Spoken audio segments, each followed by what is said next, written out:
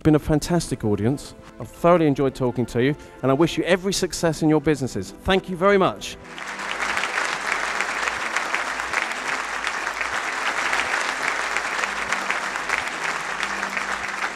We recently used Keith at one of our national training events where we had 1,000 self-employed salespeople, and finding a motivational speaker for us is quite a difficult challenge because our sales team are self-employed.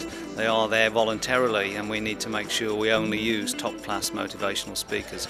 We had an excellent day with Keith, and we'll certainly be rebooking him for some of our future events.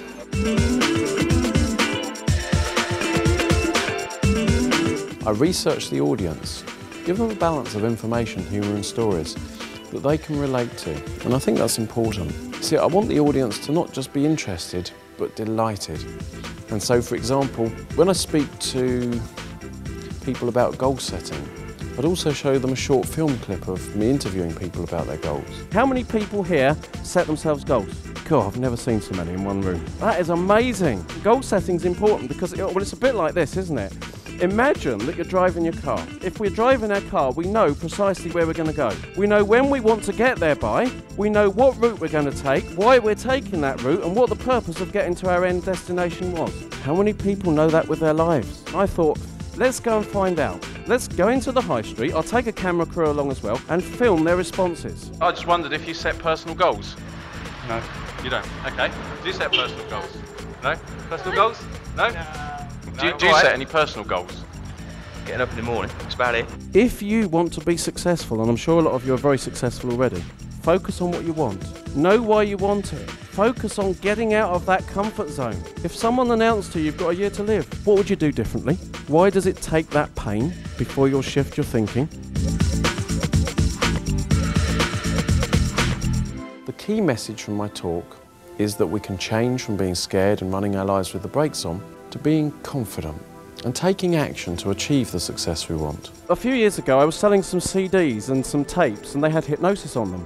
And we were talking and selling these tapes on this table at a trade fair, and people would come up to us and they would be like this, and they'd be looking down and walking along looking at the tapes, but they wouldn't make eye contact with me. And I'd say, what's wrong with me? And they'd say, I don't want to look at you because you might hypnotise me.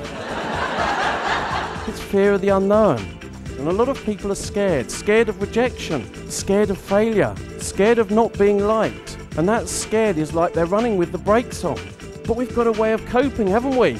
Because we wear masks. Yeah, we're not ourselves. A lot of the time we wear masks. We've got a mask for when we're at work. We've got a different mask that we put on when we're down the pub with our friends. And we've got a different mask altogether when we're at home. Being a hypnotherapist, I actually get the opportunity to talk to people, to solve problems and to help them, and to get behind that mask. The audience are the best judge of whether a speaker's good or not. And it's not just the applause or even a standing ovation. It's whether or not the message the speaker delivers makes a difference. One of the biggest fears is actually talking to people we don't know. But I'll tell you something that's very funny. I go along to these networking events, people are standing there with a cup of coffee in their hand. Someone's gone along, they want to build their business, but they do this. They get their cup of coffee, and they've got their cup of coffee, and they look around and they scan. Not for new business, but for someone they know. So they go over to someone they know, they say, John, lovely to see you, I haven't seen you for ages, how you doing? John's not going to give them any business at all. They know he's not going to give them any business, but it's nice and comfortable, isn't it? So they stay in their comfort zone, they talk to someone they already know. So how do we talk to people we don't know? What do we say to people that we've never met before? How do we break the ice? I'd like you just to have a look around and see if there's someone you don't know already, and just pretend there's someone you were going to introduce your business to. Someone that you haven't met already, just talk to them, say something to them that you would say if they were a new prospect, someone that you haven't met before, you want to try and get them involved in the business. What would you say to them?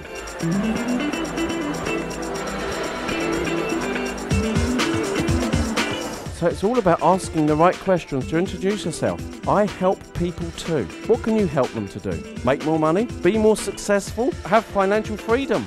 Let me share something with you. When I was delivering a talk recently, I had a friend sitting in the audience, and they were sitting next to someone that overheard them saying how desperate they were for the loo, but didn't want to miss anything. Well, that says it all really, doesn't it? I had the privilege of going to see Keith in action recently, and I have to say it was a very simple message with a powerful, powerful impact. Keith is an excellent speaker. I found him very entertaining, and he keeps you focused. He holds you. Keith's talk was really brilliant. We sometimes struggle getting people to really visualise where they're going and to keep focused on that, and it's really made a difference.